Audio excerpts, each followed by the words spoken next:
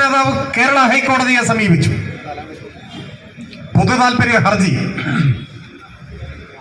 ആ ഹർജി പരിഗണിച്ചുകൊണ്ട് കേരള ഹൈക്കോടതി ഒരു വാചകം പറഞ്ഞു. അതാണ് ഞാൻ പറഞ്ഞത്, മാധ്യമങ്ങളുടെ പരിലാളനയെ കുറിച്ച്. മറ്റാരെങ്കിലും കുറിച്ചാണ് കോടതി അങ്ങനെ പറഞ്ഞിരുന്നതെങ്കിൽ ആ നേതാവിന് രാഷ്ട്രീയ പ്രവർത്തനം നടത്താൻ തന്നെ പിന്നെ കഴിയില്ല.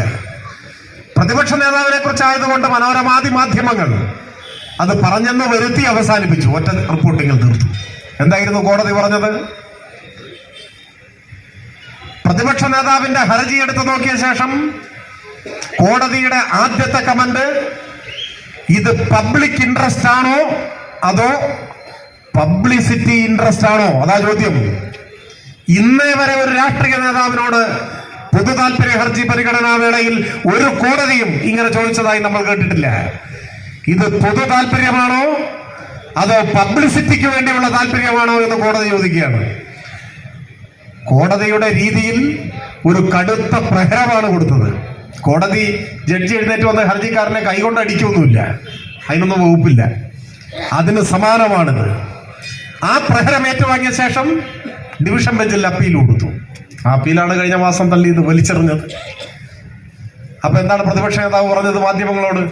ഇപ്പൊ പബ്ലിക് പൊതു താല്പര്യ ഹർജികൾ, പബ്ലിക് ഇൻട്രസ്റ്റ് ലിറ്റിഗേഷൻ ഒന്നും കോടതികൾ പ്രോത്സാഹിപ്പിക്കുന്നില്ല. അതുകൊണ്ടാണ്. നിങ്ങൾ നോക്കൂ, ഒരു വാചകം കൊണ്ട് അദ്ദേഹത്തിന് വിശദീകരണം അവസാനിപ്പിക്കാൻ കഴിഞ്ഞു. അതാണ് മാധ്യമങ്ങളുടെ പരിലാളന. സർക്കാരിനെതിരെ ഒരടിസ്ഥാനവുമില്ലാതെ സമരങ്ങൾ പ്രഖ്യാപിക്കുക, ഒരു സമരവും വിജയിപ്പിക്കാൻ കഴിയാതെ പോവുക, സമരങ്ങൾക്ക് ആളെ കിട്ടാതെ പോവുക. എവിടെയെങ്കിലും 10 ആൾ അണിനിരക്കുന്ന ഒരു സമരം നിങ്ങൾ കണ്ടിട്ടുണ്ടോ? UDF-ന്റെ നേതൃത്വത്തിൽ വർഗീയ കക്ഷികളുമായി തുറന്ന ബന്ധത്തിൽ ഏർപ്പെടാനുള്ള നീക്കമാണ് രണ്ടുമുണ്ടതിൽ. ഭൂരിപക്ഷ ന്യൂനപക്ഷ വർഗീയതയുമായി അടുത്തുനിന്ന് സഖ്യമുണ്ടാക്കി കേരളത്തിൽ അധികാരം പിടിക്കാനാകുമോ എന്നാണ് നോട്ടം. RSS കോൺഗ്രസ് ബന്ധത്തെക്കുറിച്ച് ഞാൻ കൂടുതൽ വിശദീകരിക്കേണ്ടതില്ല. ആ ബന്ധം പലപ്പോഴും മലയാളികളുടെ മുൻപിൽ ഒളിഞ്ഞും തെളിഞ്ഞും വ്യക്തമായി വന്നിട്ടുള്ളതാണ്. ഇപ്പൊ തന്നെ നിങ്ങൾ നോക്കൂ, ശശി തരൂർ എന്ന കോൺഗ്രസിന്റെ നേതാവ് ഏത് പാർട്ടിയിലാണ് ഇപ്പോൾ ഉള്ളത്? ആർക്കെങ്കിലും പറയാൻ പറ്റും?